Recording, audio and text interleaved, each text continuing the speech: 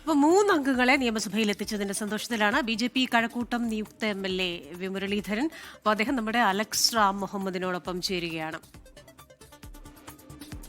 അലക്സെ, good morning. എന്താണ് കഴക്കൂട്ടത്തു നിന്നുള്ള നിയുക്ത MLA പറയുന്നത്?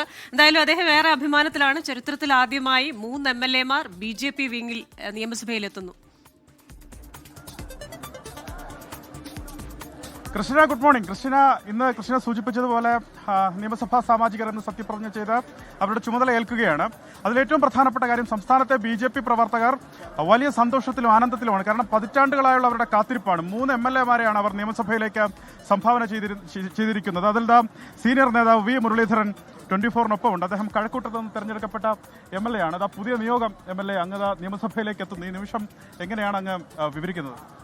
തീർച്ചയായിട്ടും കേരളത്തിലെ വികസനത്തിന് വേണ്ടി പ്രവർത്തിക്കാൻ അതിനു വേണ്ടിയിട്ടുള്ള ചുമതല ആയിട്ടാണ് ഈ നിയമസഭാ അംഗം എന്നുള്ള ചുമതലയെ കാണുന്നത്. അതിന് പിന്തുണ നൽകിയ കഴക്കൂട്ടത്തെ ജനങ്ങളോട് ഒരിക്കൽ കൂടി നന്ദി രേഖപ്പെടുത്തുന്നു.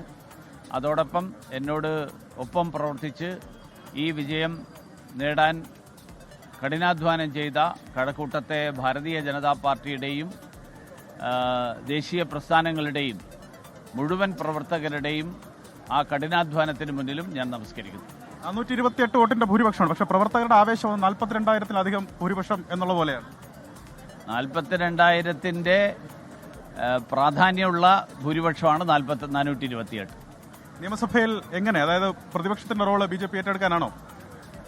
BJP പ്രതിപക്ഷമാണ്, ഭരണപക്ഷമല്ല. അതുകൊണ്ട് ഞങ്ങൾ ഭരണപക്ഷവുമായിട്ട് ഞങ്ങളുടെ നിലപാട് ഒരു പ്രതിപക്ഷത്തിന്റെ ധർമ്മം നിർവഹിക്കുക എന്നുള്ളതായിരിക്കും. അത് ജനങ്ങൾക്ക് വേണ്ടിയിട്ട് നിർവഹിക്കും. ശക്തമായ ബ്ലോക്കായി നിലകൊള്ളും.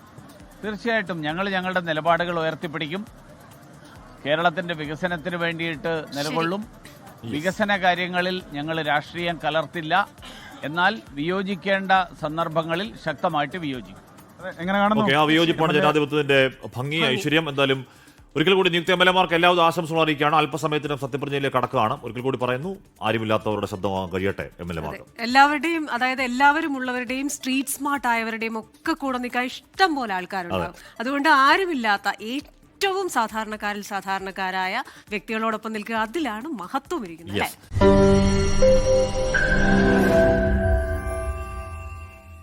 ലോകത്തെവിടെയായാലും ഏത് സമയത്തും 24 വാർത്തകളും ഓഗ്മെന്റഡ് റിയാലിറ്റി പാക്കേജുകളും എക്സ്പ്ലെയിനറുകളും വിശദമായി കാണാൻ ഞങ്ങളുടെ YouTube ചാനൽ നിങ്ങൾക്ക് സബ്സ്ക്രൈബ് ചെയ്യാം.